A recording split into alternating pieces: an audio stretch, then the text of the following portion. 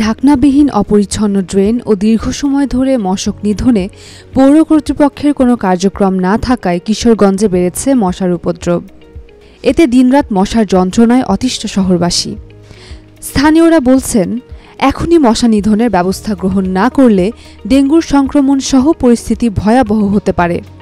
প্রশাসক জানিয়েছেন, মশক নিধন চলছে এবং এটি চলমান রয়েছে, তবে মশক নিধন কার্যক্রমের উদ্বোধন ছাড়া বাস্তবে এর কোনো দেখা মেলেনি।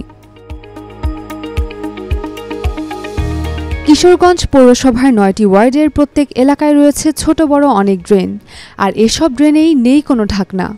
ড্রেনের মধ্যে পলিথিন ও প্লাস্টিক আবর্জনায় মশার প্রজননের পরিবেশ তৈরি হয়েছে। এছাড়া বাসাবাড়ির উঠান ও শহরের অলিতে গলিতে ময়লা আবর্জনা জমে থাকার কারণেও মশার উপদ্রব বাড়ছে। শহরবাসীর অভিযোগ, মশা নিধনে পৌর কর্তৃপক্ষের কোনো কার্যক্রম নেই, তাই যে কোনো মূল্যে মশা নিধনের দাবি জানিয়েছেন শহরের বাসিন্দারা। না না না কোনো কার্যক্রম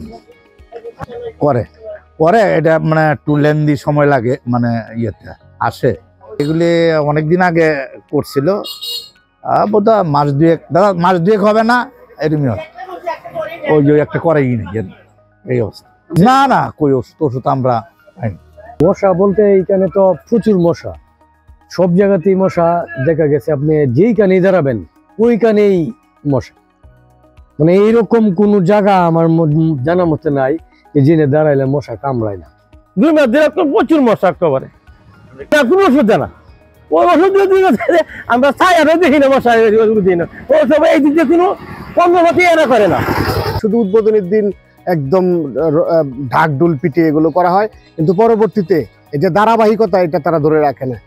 কিশোরগঞ্জ পৌরসভার প্রশাসক মমতাজ বেগম ডিডিএলজি জানিয়েছেন, অপরিচ্ছন্নতা ও উন্মুক্ত ড্রেনের ব্যবস্থার কারণে মশা বাড়ছে, তবে মশা নিধনের জন্য 2 ধরনের ওষুধ ছিটানো হচ্ছে।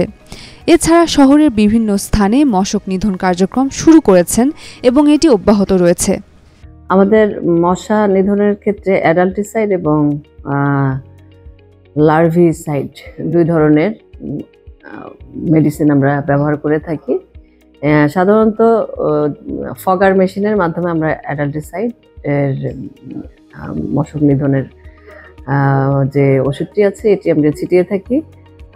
আর লার্ভি যেটা, সেটি হচ্ছে আপনারা দেখবেন যে বিভিন্ন ড্রেনে আমরা ওষুধগুলি ছিটিয়ে থাকি। এই কার্যক্রমগুলি আমাদের নিয়মিত চলছে এবং আমি এখানে যোগদান করার পরে আমাদের প্রত্যেকটা ওয়ার্ডে আমাদের এই কার্যক্রম অব্যাহত রয়েছে। আমরা এখানে টিম করে দিয়েছি।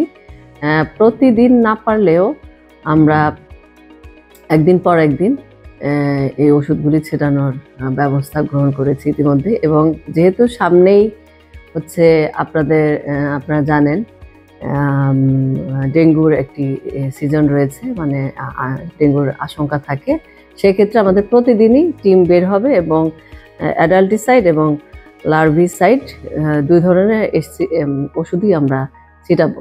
বর্ষা শুরুর আগেই মশা নিধনের কার্যকর পদক্ষেপ গ্রহণ করবেন কর্তৃপক্ষ, এমনটাই আশা করছেন শহরবাসী।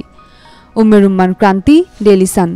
For more updates, follow us on Facebook, subscribe our YouTube channel, get the latest update on www.daily-sun.com.